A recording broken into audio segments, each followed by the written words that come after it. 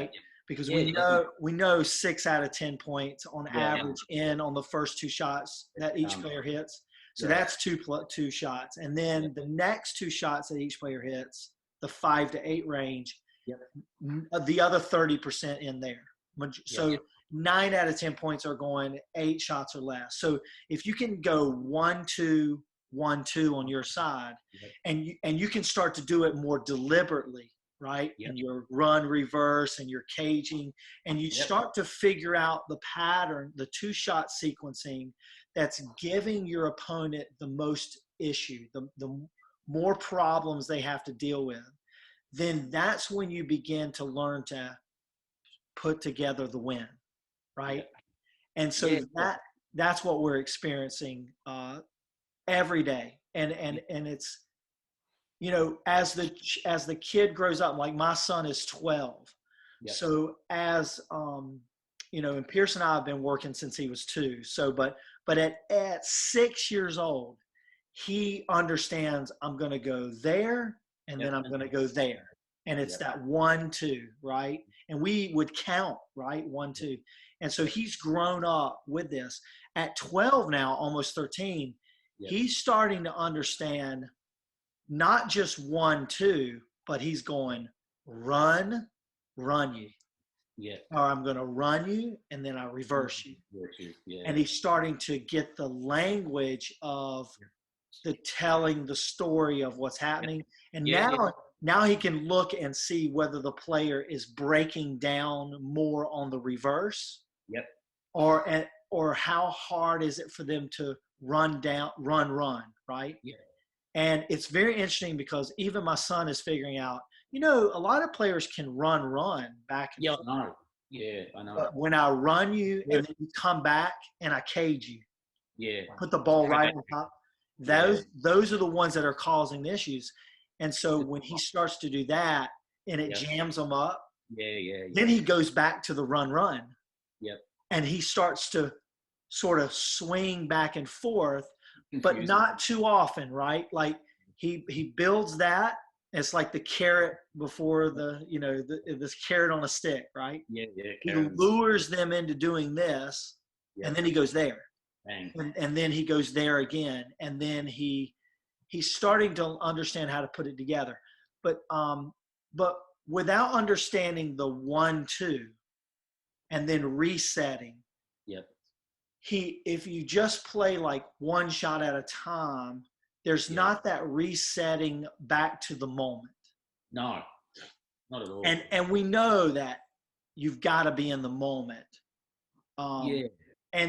But things have to match together. Like there has to be a relationship that you're looking for between Yep. this shot and this shot. Yeah, definitely. And so that's Well, the power, I think, in well, all. and like Jake and I watch matches and we sit there and like Federer, like he's classic for that. You call it the outside run, Correct. Yep. Yeah, so I've read a bit of Craig O'Shaughnessy stuff as well, and he calls it the position 1 out that way, and then he gets to C plus, or which you call that the outside or the ad corner. Yep. It's just the terminology, but the actual structure of it is the same. Same. And he makes that C plus or that outside corner. He's not even going for it. He just gets where he wants and he just puts it in the court with no pressure on him. It blows me away. Yeah. And it's even really a fast serve. Like it's about a 177 maybe, 180 slider out wide. Yeah. And we look at Nadal, we look at all of them because I think it's very important. Like you've got to see what they're doing. Yes. And try and copy it in a sense. Yeah. You know what I mean? And my other thing that I find really interesting, I call it pressure targets. You've got to be able to hit your targets under pressure. Yes. And that's where, the practice court, as you say, if you don't put pressure into your practice, when you come to the game, it's just, whoa. Yeah, right. It's interpreting it's learning how to interpret in your mind what's really going on. Yeah. So that's why I talk a lot about perception versus reality. Yeah. And if you're hitting a lot of balls in repetition in practice, if you're trying to rally 10, 20 balls in a row, which I'm not discounting as something, No. But if you're doing that a lot, Yep. and you're not playing a lot of points in practice, the problem you get into is with your brain, and when you start playing a match, because you're looking to see this point look like practice because you've rallied a lot in practice, so you're looking to rally in the match. The problem is that person on the other side of the net, they're not interested most of the time in rallying. They want to end the point. And then there's nerves. There's kids get nervous, especially if the score is a certain way, and they feel like they need to win this point, and there's some nerves there. Nerves show up in very interesting ways. A couple ways mainly. One, if a player gets nervous, they start to hit bigger shots and try to end the point. So go or they could go into this heavy loop game, this sort of, I'm not gonna miss here. I'm just gonna hit it high and heavy, and I'm gonna wait till you miss. Right. And so those are the two main responses that I have seen over the years. And you have to, I think, to me, to be a better player, you have to train beyond those two mindsets, right? 100% agree. It's more like this. If you can, between the shots, design your first strike pattern the way you like to see it play out. And definitely have contingency plans, right? And so that's why we practice. Okay, I'm going to go outside, run. And you know why I call it outside run. Because I want the player to probe for data. You want to get them out. Well, I want the player to go, hey, I just ran you outside the court. So what are you going to do next? Are you going to bring it back cross court to my forehand if I'm on the deuce? Or are you going to try to bring it down the middle? Or are you going to bring it down the line to my backhand? So when I hit an outside run, I'm running you there and go, okay, what are you going to give me? And so we rehearse. Okay, if it comes back to your forehand, you just go right back, reverse them. You go back behind them. If it comes into the body, if you can get around it, what is your first option? Okay, my son's first option would be inside out and run them to their backhand. And if they give it to your backhand off that outside run, well, my son's primary would be cross court and run them to their backhand. And so we call those are your primary responses. And then what are your secondary? Well, I could take the backhand back down the line. So we work on that as a skill set.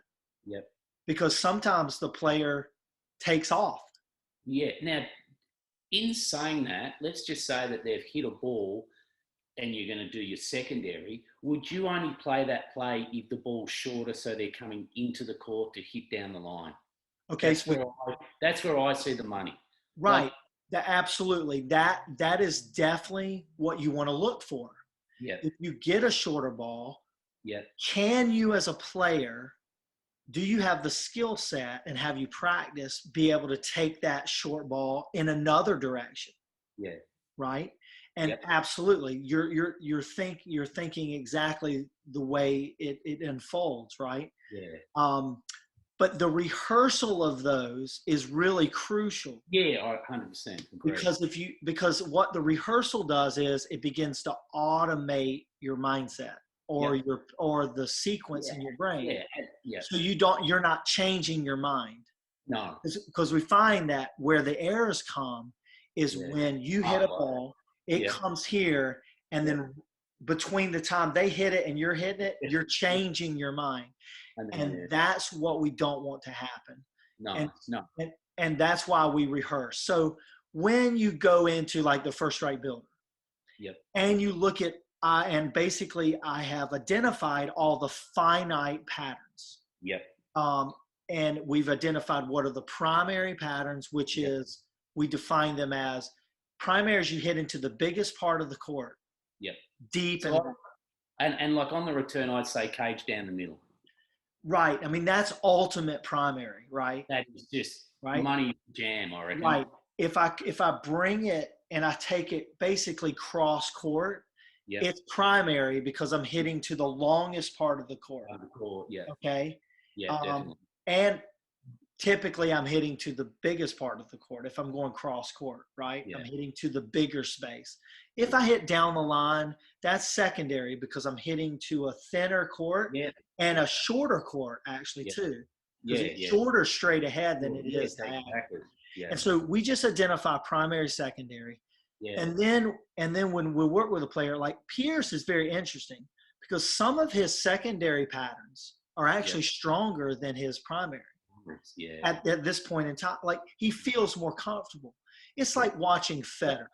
Yeah. So in saying that, are you going to go against the grain of a natural, like your son and my son, their natural gravitation towards what feels right for them? Actually, what I help them do is understand when they want to use that secondary pattern. And that's when I say about that short ball. The ball inside the line. Right. When do you use it? Right. Okay. So, and that goes back to relating to the score. Yeah. Okay. So what's the momentum score? That's the question I ask. Okay. So they're playing a point and let's say it's 30 all. Yeah. Okay. But that's great. Yeah.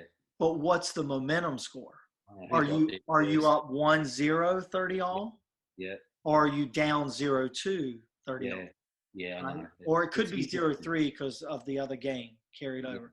But and when you said that, we've really started, and he's calling it all the time because this is what kids want to do, and then it's momentum 1, it's momentum 2, it's conversion.